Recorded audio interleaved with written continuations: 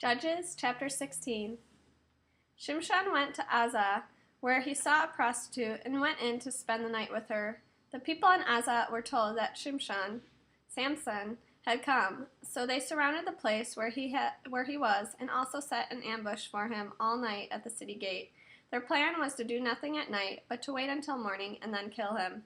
However, Shimshon stayed in bed until midnight. Then he got up, took hold of the doors of the city gate and the two posts as well, pulled them up, bar and all, hoisted them on his shoulders, and carried them up to the top of the hill overlooking Hebron. After this, he fell in love with a woman who lived in the Sorek Valley, whose name was Delilah. The chiefs of the Philistine went up to her and said, "Coax him into telling you where his great strength comes from, and how we can overcome him, so that we can tie him up and subdue him. If you do, each of us will give you 1,100 pieces of silver." Delilah said to Shimshon, "Please tell me what it is that makes you so strong, and how someone could tie you up and subdue you." Shimshon replied, "If they tie me up with 7 fresh bowstrings that have never been dried, I will become as weak as any other man." The chiefs of the Philistine brought up to her 7 fresh bowstrings which had not been dried, and she tied him up with them. Now she had people lying in wait in the inside room. So she said to him, "Shimshon, the Philistine has come for you." But he snapped the bowstrings as easily as a piece of straw breaks when it touches fire, and the source of his strength remained unknown. Delilah said to Shimshon, "You're making fun of me, telling me lies. Now come on, tell me what it takes to tie you up." "All it takes," he answered, "is to tie me up with new ropes that haven't been used. Then I'll become weak and be like anyone else." So Delilah took new ropes, tied him up, and said to him, "Shimshon, the Philistine have come for you." The people lying in wait were in the inside room. But he broke the ropes from off his arms like a thread. Delilah said to Shimshon, "Till now, you've been making fun of me and telling me lies. Tell me what it takes to tie you up." He said, "If you weave the 7 locks of my hair across thread on a loom." So she fastened her clothwork in the loom with a pin and wove his hair in, then said to him, "Shimshon, the Philistine have come for you." He awoke from his sleep and pulled away the loom pin and the interwoven cloth. She said to him, "How can you say you love me when your heart isn't with me? 3 times you've made fun of me, and you haven't told me the source of your great strength." Every day she kept nagging at him and pressing at him, till it bothered him to death, so he finally told her everything.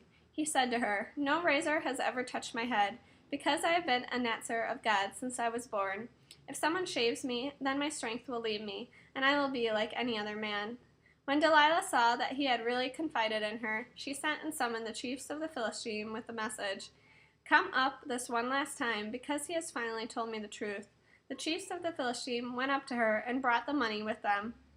She had him go to sleep in her lap and called for a man to shave off his 7 locks of hair. Then she began tormenting him, but his strength had gone away. She said, "Shimshon, the Philistine have come for you." He awoke from his sleep and said, "I'll get out this time, just as I shook myself loose before." But he didn't know that Adonai had left him. So the Philistines seized him, gouged out his eyes, and took him down to Azah. There they bound him with 2 bronze chains and put him to work grinding grain at the mill in the prison. However, after the hair on his head had been cut off, it began growing back again. Then the chiefs of the Philistine assembled to offer a great sacrifice to their god Dagon. As they celebrated, they sang, "Our God has handed over to us our enemy, Shimshon." Upon seeing him, the people praised their God. "Our God has handed over to us our enemy, who destroyed our land and killed so many of us." When they were in high spirits, they said, "Summon Shimshon to amuse us." So they called Shimshon out of the prison, and he amused them. When they put him between the columns, Shimshon said to the boy holding him by the hand, "Let me feel the columns support the building, so that I can lean on them." The building was full of men and women, and all the chiefs of the Philistine were there. In addition to them, there were about 3,000 men and women on the roof, watching as Shimshon performed. Shimshon called to Adonai, "Adonai Elohim, just this once, please think of me, and please give me strength, so that I can take revenge on the Philistine for at least one of my 2 eyes." Shimshon got a good hold on the 2 middle columns supporting the building and leaned on them, on one with his right hand and on the other with his left. Then crying, "Let me die with the Philistine," he pushed with all his might, and the building collapsed on the chiefs and all the people inside. So he killed more at his death than he had killed during his life.